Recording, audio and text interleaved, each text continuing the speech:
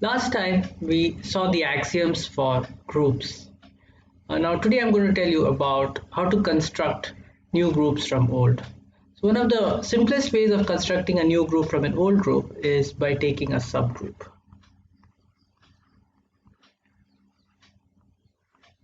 So what is a subgroup? You start with a group G, and so you remember that this comes with technically it's a set G and a binary operation, which we'll denote here by dot, and this operation satisfies various axioms such as associativity, identity, and inverse. It satisfies these axioms. Now a subgroup is a subset of G. So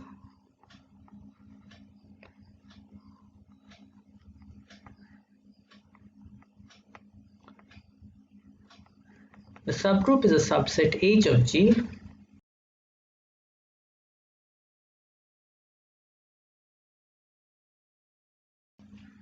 such that 1. So this group has an identity element which I'll denote by id. So the identity element of G belongs to H. The second is that it's closed under this binary operation dot. That is, if X and Y lie in H, then X dot Y is in H. And the third axiom is if X belongs to H, then X inverse belongs to H. So I guess you can leave out the first axiom here because it follows from 2 and 3. Because if X belongs to H, X inverse belongs to H, and then X times X inverse, which is the identity, belongs to H. So identity belongs to H. So in any case, so you only need to check these two.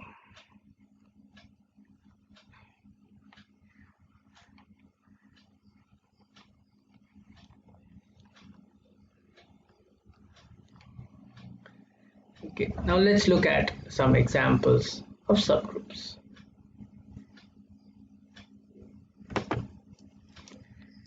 So you may remember that we have this subgroup of permutations. So S3 is the group of all permutations on 3 letters.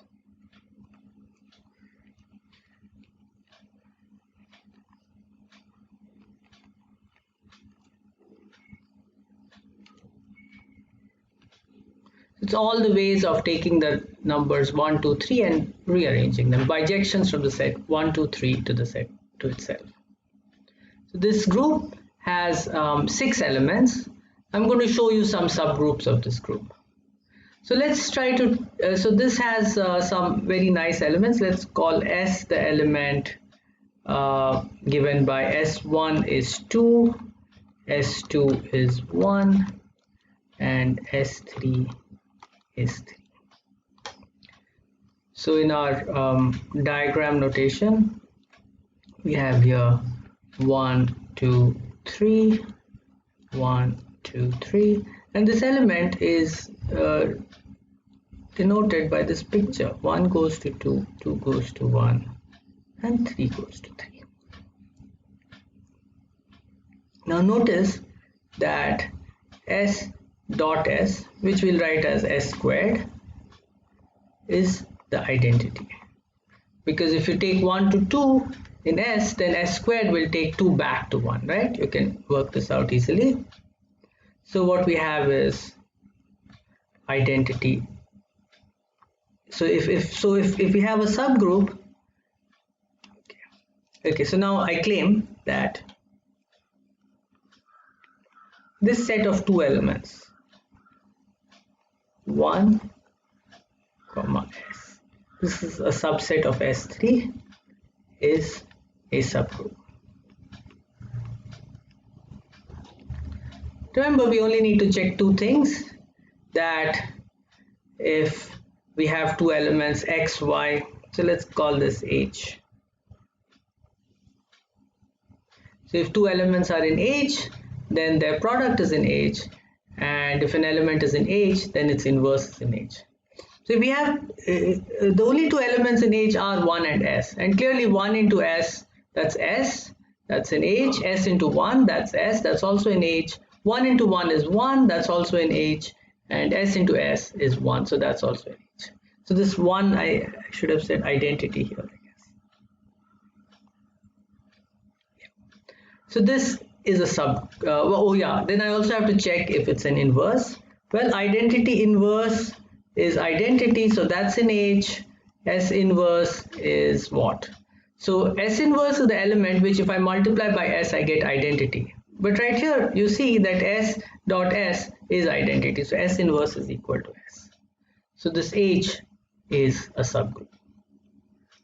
Okay, let me give you another example of a subgroup of, take C to be the element which takes 1 to 2, and then C takes 2 to 3, and C takes 3 to 1. So pictorially this is given by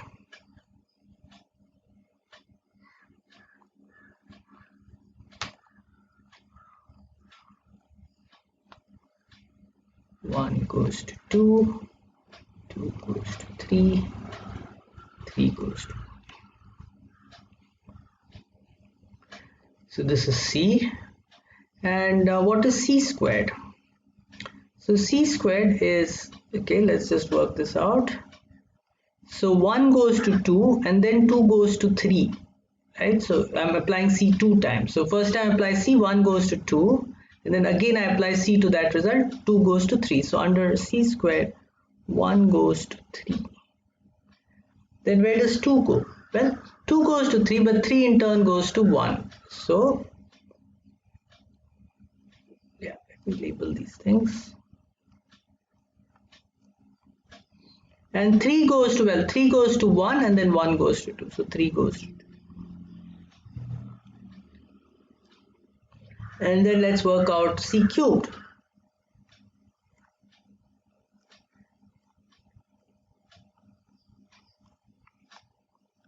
So now we have to apply C 3 times. So under C cubed, firstly when you apply C the first time, 1 goes to 2, then the second time 2 goes to 3, and then we multiply the third time, apply the third time, 3 goes to 1. So 1 goes to 1. Similarly 2 goes to 2 and 3 goes to 3. And what this also says is that C inverse is C squared and C squared inverse is C. And with this you can check that identity C squared is also subgroup of S3.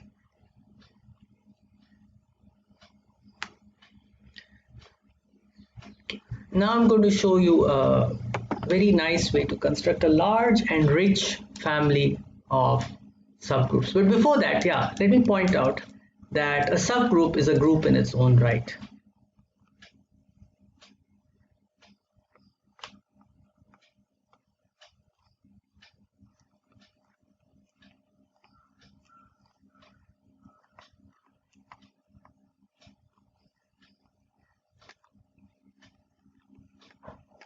What does this mean? So suppose I have G a group, H a subgroup. Now this G comes with a binary operation, G cross G to G, which I usually denote by dot. So you can restrict that to H. That means just take the same binary operation but apply it only to elements of H. So this H is again a set with a binary operation, and I claim that with this binary operation H is a group. And to do this, what we need to check? We need to check the axioms for a group. And so the axioms are, so firstly, the point is this H to H goes into G a priori, but one of the axioms of the subgroups is that if you take two elements in a subgroup and multiply them, then the result is in the subgroup. So this is actually going into H, right? And we know that the identity is in H. We know associativity, it's inherited from G into H, right? So if you have three elements X, Y, Z of H, then X dot Y dot Z is equal to X dot Y dot Z in G. Therefore, that's also true in H because we're using the same operation. Inverse, well, we've put that as a requirement for being a subgroup. Okay, so let's look at these two examples that we had earlier. We had two subgroups of S3. We had the group 1 comma S and 1 comma C squared. So this is a group with two elements. In fact, it's isomorphic to C2, the group Z mod or Z mod 2, the cyclic group of two elements, integers mod 2. And this is isomorphic to the cyclic group with three elements, also known as Z mod 3Z. You can just see how to do this. 1 goes to 0 in Z mod 2Z and S goes to 1 in Z mod 2Z. Here, 1 goes to 0, C goes to 1, and C squared goes to 2. Okay, now let me show you a nice way of constructing many interesting groups. So let's start with an example. So what I'm going to do is I'm going to construct an interesting subgroup of S4. So S4 is permutations on 4 letters.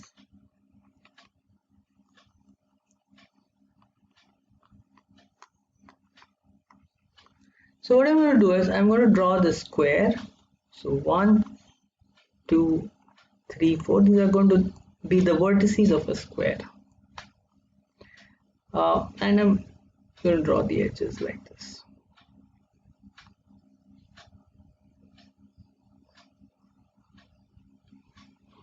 So if you know some graph theory, you'll see that this can be regarded as a graph. So what is a graph?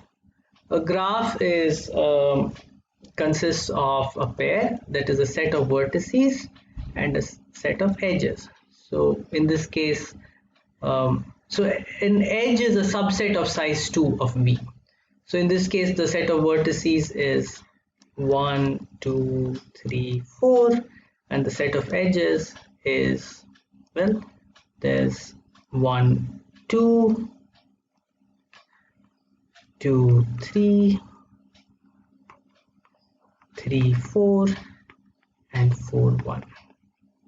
Right? So now I'm going to look at the subgroup of S4, which I'll call, so let's call this thing S for square, script S. So I'm going to look at the subgroup called automorphisms of S.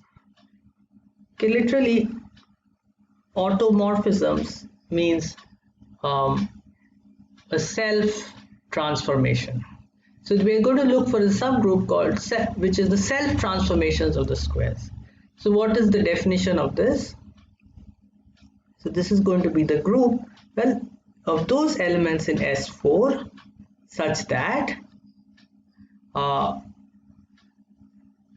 for all ij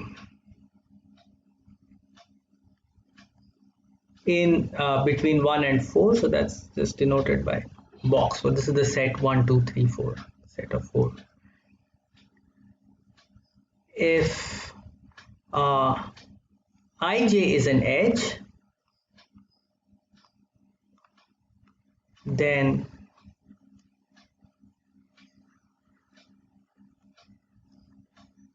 wi, wj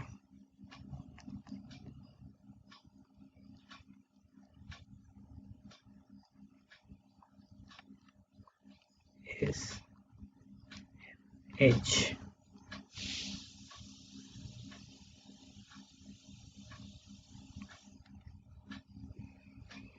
Okay, so here we're looking at bijections from the set 1, 2, 3, 4 to the set 1, 2, 3, 4, which preserve the edge relations of the graph script S. So now in the group S4 we have 24 elements, and the question is what are the of these 24, which are the elements that will preserve these edge relations. So let's see if we can figure this out. So so aught S, what are the elements of aught S? So remember, we have this nice notation for writing permutations, the one line notation. So it's just W1, W2, W3, in this case W4. Okay, so with this aught S, okay, so firstly, what's the most obvious element that it contains? It contains the identity element, which is 1, 2, 3, 4. Okay, now let's see, suppose we want to fix 1, what else can we do? So if we fix 1, 1, 2 is an edge, so 2 must go to 2 cannot go to 3 if 1 goes to 1. So we're assuming that 1 goes to 1. If 1 goes to 1, 2 cannot go to 3 because 1, 2 is an edge, but 1, 3 is not an edge. So it would violate this condition of which defines aught S. So, but 2 can go to 4 because if 1, 2 is an edge, well, 1, 4 is also an edge. So we can do 1, 4. And 3 will have to stay where it is, 4 will come to 2. Why does 3 have to stay where it is? Because 3 is the only vertex which is not connected to 1 by an edge. And 1 is fixed, so that means 3 will also have to be fixed. Okay, so we've written down all the permutations where in aught S where 1 goes to 1. Now let's see what happens if 1 goes to 2. So if 1 goes to 2, then 2 must go to something that's adjacent to 1. So 1 goes to 2, so 2 must go to something that's adjacent to 2, right? So 2 must go to either 3 or 1. So let's first say that 2 goes to 3, and so 1 has gone to 2. So now 3 is the only vertex that's not connected to 1. So 3 must go to the only vertex that's not connected to 2. So it will go to 4.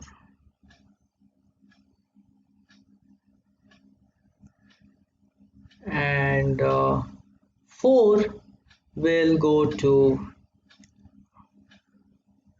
1. 2 has gone to 1. Let's see, so 1 has gone to 2, 2 has gone to 1, 3 has gone to 4, 4 has to go to 3. And we will also have 2 can go to something that's next to 2, so 2 can go to 3, 3 has to go to 4, we know that, 4 can go to 1. And then there are a few more. So now suppose 1 goes to 3, then there are 2 possibilities. I'll just write them down. I'll give you a better explanation of this later. So 1 goes to 3, 2 goes to 2, 4 goes to 4, 3 goes to 1,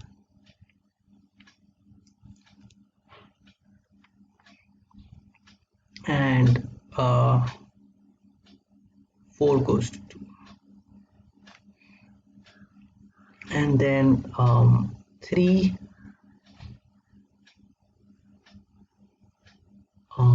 2 goes to, so 1 goes to 3, so 2 has to go to something next to 3, so there are 2 choices, so it can go to 4, 3 goes to 1, and so this has to be 2, 4 goes to 2.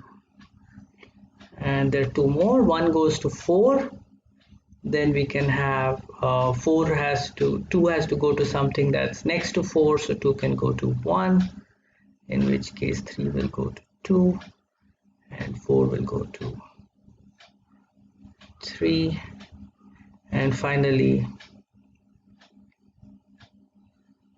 1 goes to 4, 2 goes to 3, 3 goes to 2, and 4 goes to 1. So you can check that these are the 8 elements which lie in OT S. Let's just take a look at these 8 elements again and try to see geometrically what they mean. So this 1, 2, 3, 4 is just the identity. Everything stays fixed. Okay, what about 1, 4, 3, 2? So 1 is getting swapped with 4, and 1 is going to 1. Yeah, 4 and 2 are getting swapped. So 3 remains where it is. So this element here is a reflection about an axis like this, right? And let's look at the next element. 1 goes to 2, 2 goes to 1, 3 goes to 4, and 4 goes to 3. So this element is a reflection about an axis like this. Let me just write this down. So this is a reflection about an axis like this. This element is a reflection about a vertical axis. What about this 2, 3, 4, 1? So 1 goes to 2, 2 goes to 3, 3 goes to 4, and 4 goes to 1. So this is a rotation by 90 degrees. So I'll write it like this. So clockwise rotation by 90 degrees. And what about this element? 1 goes to 3, 2 goes to 2. Oops, this is not a permutation. 1 goes to 3, 2 goes to 2, 4 goes to 4 here.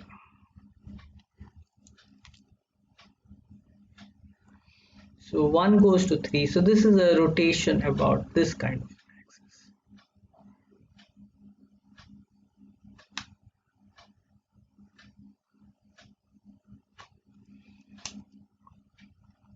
And now here what's happening? 1 goes to 3, 1 goes to 3, 2 goes to 4, 3 goes to 1, and 2 goes to 2. You can see that this is a rotation by 180 degrees.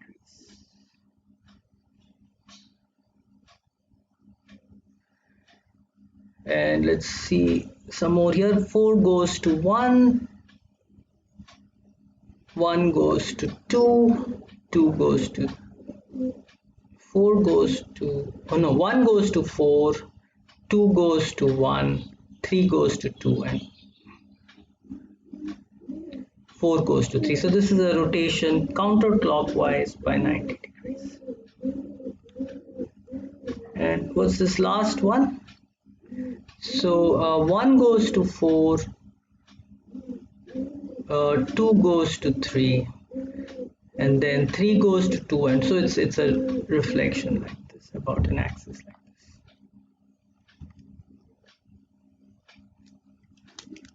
this. And so what we're looking at here is the subgroup OT S really consists of very geometric objects. They're all rotations by multiples of 90 degrees, or they are reflections about either vertical or horizontal or diagonal axes. So there are 4 axes of rotation. So there are 4 reflections and well, 4 rotations if you consider this as a rotation by 0 degrees in either clockwise or anti-clockwise direction. This group is usually called well, some people call it D4 and some people call it D8. I'll call it D4. Okay, so now we are ready to go to the general definition here. So let gamma be a graph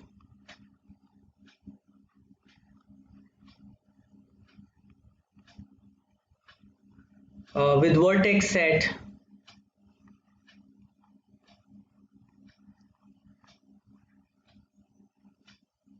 1 to n. So I'll just say, right? So what we are saying is that gamma is a graph, so it's a data defining data as n comma e, and this e is some collection of subsets of size 2 of n. Those are the edges. Then aught gamma, the automorphism group of gamma, is defined to be a set of those permutations w in Sn such that if for all I j in n, if ij is an edge, then wi wj is also an edge.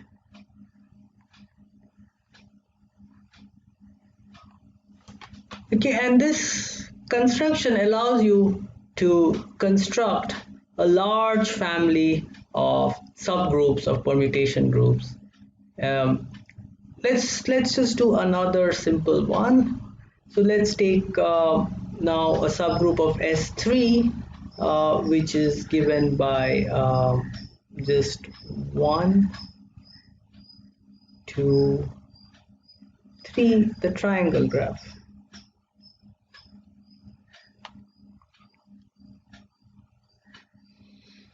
And what is the automorphism group of this? Well, notice that in this graph, every pair E is every subset of size 2.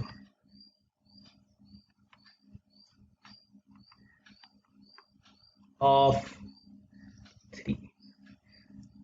So this condition that if ij belongs to n, then wi is an edge, then wiwj is an edge, is always true because everything is an edge. So here what is it? Aught gamma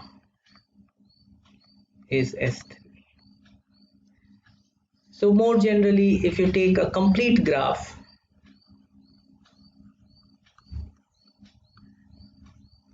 that is a graph where any two vertices are connected by an edge, and in particular when I say Kn, I mean that the vertex set is 1 to n, then this is Sn.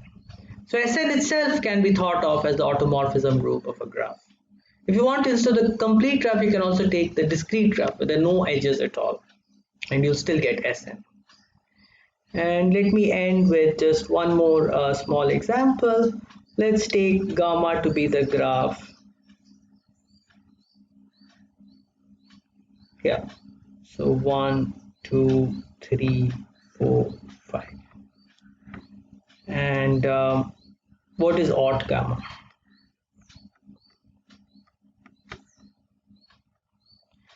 So now you see if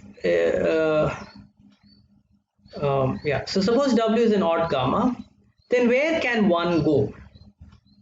Okay, suppose one goes to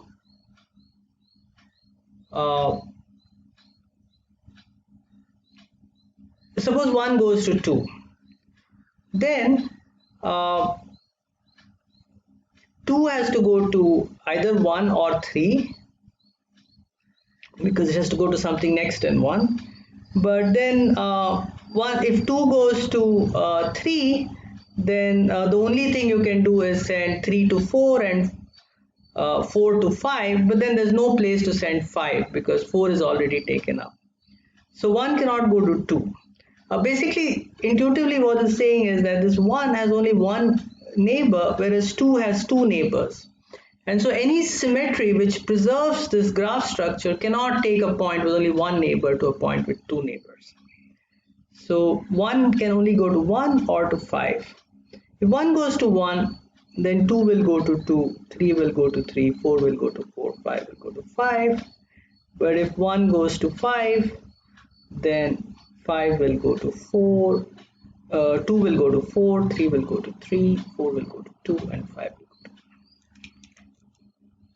So in the exercises, I'll give you some more rules to understand what automorphism groups are, and you'll work out more such examples.